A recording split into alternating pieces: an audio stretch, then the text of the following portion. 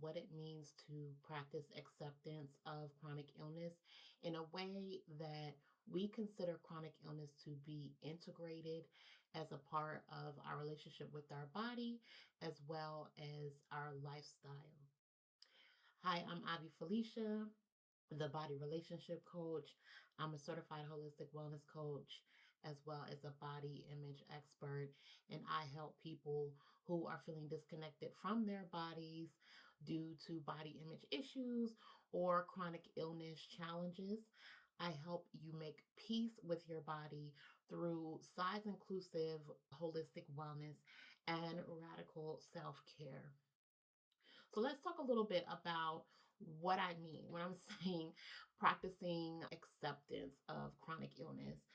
I live with chronic illness as well, and I know what it feels like to have a chronic illness and to move with a lot of resistance around our chronic illness.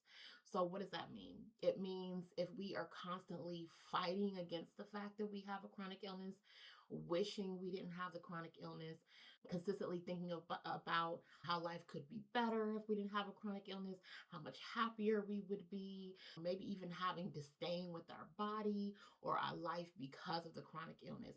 That is having that resistance about chronic illness.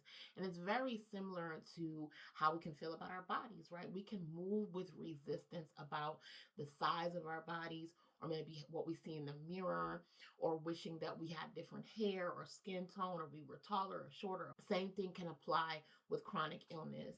When you move with resistance about your chronic illness, then here's the irony: you're actually kind of in resistance to your body.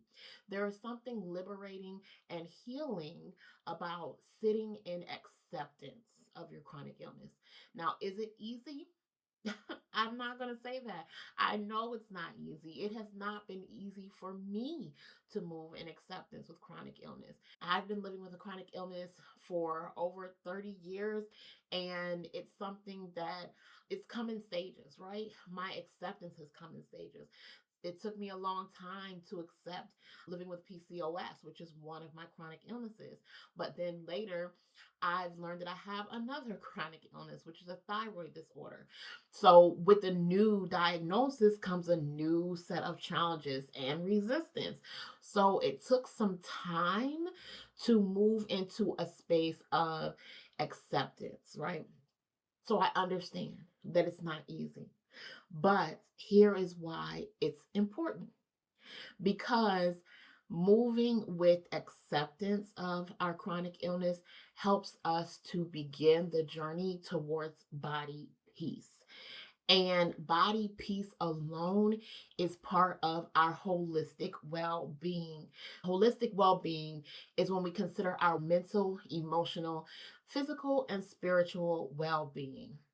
So, if we want to help ourselves feel better overall, then acceptance starts us down that road and helps us move towards that journey of being at peace with our chronic illness and being at peace with our bodies. And then ultimately, that peace begins to permeate our entire life. So, when I talk about accepting chronic illness as an integrated part of our lives, that is also part of the acceptance. And what I mean by that is that what I have found as a person who lives with chronic illness, as a coach who works with people who have chronic illness, is that sometimes we can compartmentalize our chronic illness. We've got this life over here with our friends, our family, our career, our work, our passions. And then over here, we've got the chronic illness. And it's compartmentalized, it's not part of our life. And that's actually the resistance, because we tuck it away. We try not to think about it as much as possible. We just want to forget about it. We don't want to deal with it. It can be a form of resistance, right? But as we move more into acceptance, we understand that the chronic illness is actually part of our relationship with our bodies. Let me give you like an analogy or an example of this. So if you're thinking about a relationship that you have with someone, whether it's a lover or a friend, and this person, you do all sorts of activities with them, you travel with them, you go places with them, you explore things, you have conversations, you make memories. And also, this person might have a personality trait that you're like, I don't really like that personality trait, but I love the person. We know you can't separate a personality trait from the person. Part of enjoying the person, part of embracing the person, part of loving the person and being in relationship with the person is understanding maybe their quirks or their personality or whatever it is that makes them unique. It is a part of the relationship that you have. It's a part of it. When you're in relationship with the person, you're in relationship with the things that make them unique. It's the same way with chronic illness or disabilities or anything that's going on with your body. When you are in acceptance with your body, when you're in relationship with your body, that includes chronic illness that you might want to keep tucked away and compartmentalized. So, in conclusion, let me give you a few examples for you to just ponder and think about what could it look like to have an experience with chronic illness in your life that looks more integrated and less compartmentalized, right? Instead of tucking the chronic illness away or in being resistant to it as if it doesn't exist, what does it look like to integrate it?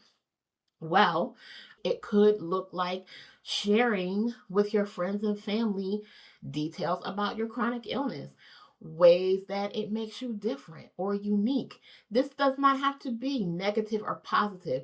It can just be information about your chronic illness and what it's like to live with this chronic illness.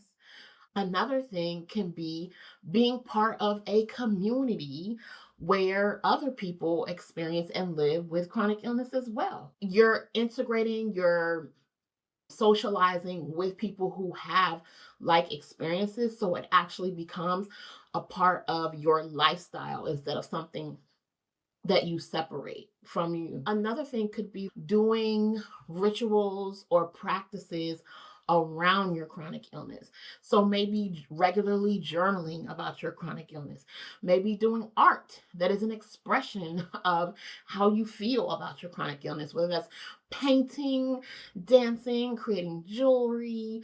There's so many ways that you can make your chronic illness an integrated part of your life rather than trying to tuck it away as if it doesn't exist. It can help release you from any feelings of judgment, shame, frustration that you might be feeling and help you move more into embracing and even possibly honoring the chronic illness that exists in your life. It can be a power source, it can be a divine tool. So, for now, think about ways that you can integrate chronic illness into your life and think about ways that you can start being creative around acceptance of your chronic illness. And if you need help with that, of course, you know that I am here to support you with coaching tools and practices. So definitely reach out to me, okay? Much love. Bye bye. Are you living with chronic illness and looking for tools to help you find more peace with your body and power in your life?